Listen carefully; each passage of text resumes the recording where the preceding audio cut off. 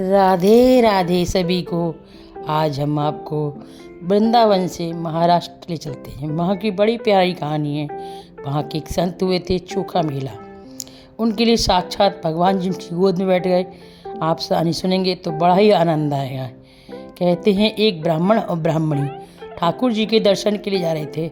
उन्होंने सोचा कि भगवान के दर्शन के आ रहे हैं, कुछ प्रसाद ले लें। उन्होंने वहाँ पर आम खरीदे। आम खरीद के मंदिर के पास पहुँचे। ठाकुर जी से इंतज़ार नहीं हो रहा कि हमारे लिए कोई आम लेके आ रहा है। ठाकुर जी एक दीनहीन के भेष में आए और ब्राह्मण से बोले, मुझे बड़ी भूख लगी है, आपके पास कुछ खाने को हो तो दे दो। ब्राह्मण ने उन्हें आम निकाल के दिए। वो चोक उन्हें मुँह से चूसते चूसते गए और उसकी जो गुठली होती थी, चूसे हुए आम जो बचे थे, वो ब्राह्मण की पत्नी को देते गए और बोले, आप इसे अपनी गोदी में रख लो। ब्राह्मण की पत्नी उसे गोद में रखती रही और आगे आगे ब्राह्मण चला था, पीछे पीछे उनकी पत्नी बोली कि मेरा झोदी बहुत भारी हो रही है, मुझ पे चला नहीं जा रहा।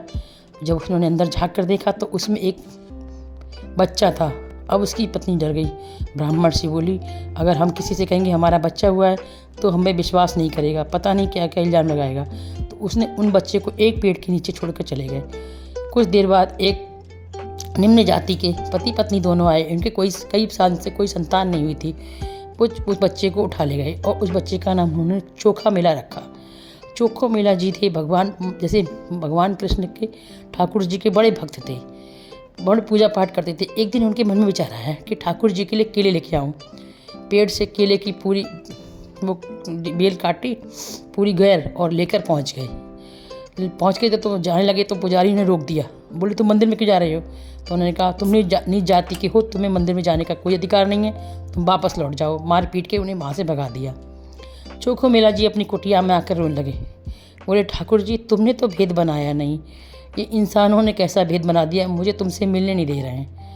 अब मैं जब तक तुम नहीं मुझसे मिलने आओगे तब तक मुझे कुछ खाऊंगा पीऊँगा नहीं, चाहे मेरे प्राण निकल जाए। ठाकुर जी अपने भक्तों की सदा ही रक्षा करते हैं। रात में जब शयन आरती हो गई, इसके ठाकुर जी चोखो मेला की कुटिया में आए। आवाज़ लगाई, चोखो मेला कुंडी खोल। चोखो मेला ने देखा कि साक्षात ठाकुर जी आए हैं तो बोले, मुझे बहुत भूख लगी है, तू जो केले लेने गया था मुझे दिखा के वापस ले आया, लाया क्यों नहीं?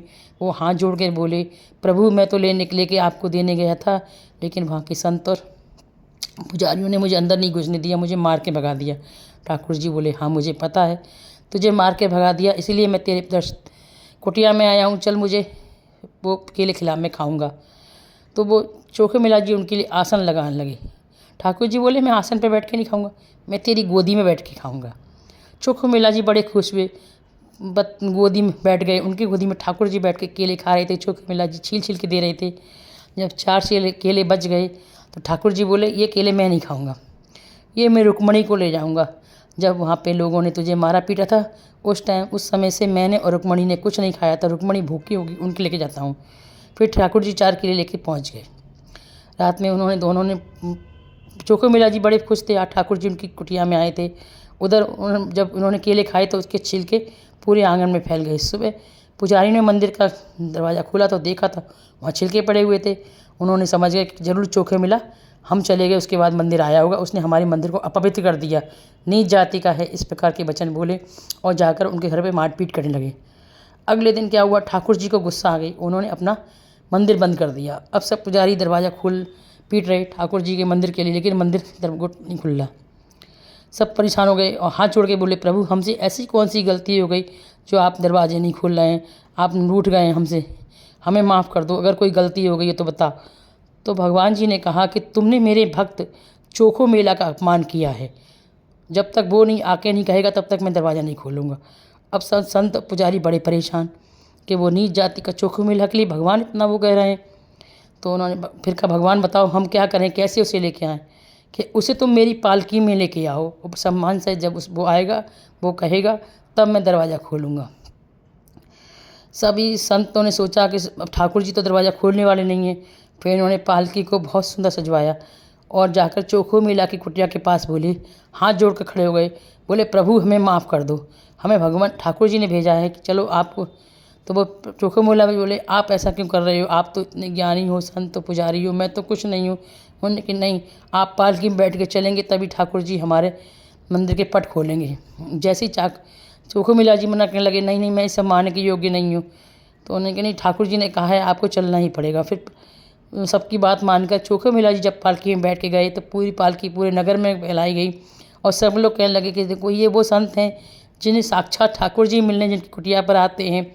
और उनके बहुत ही ज़्यादा जब सम्मान दिया गया तो उसके बाद चोखो मिला जी ने मंदिर के पट पर कहा, प्रभु मैं आ गया, अब तो आप दर्शन दे दो। तब तब उन्होंने जब पट खोले तो वो पट खुल गए और चोखो मिला जी प्रभु के चरणों में गिर गए। इस प्रकार एक भक्त के लिए भगवान ने उसके सम्मान को वापस दिलवाया। आपको मेरी ये कहानी कैसी लगी हो? अगर पसंद आई हो तो मेरे चैनल को सब्सक्राइब कीजिए, लाइक कीजिए, शेयर कीजिए। राधे राधे।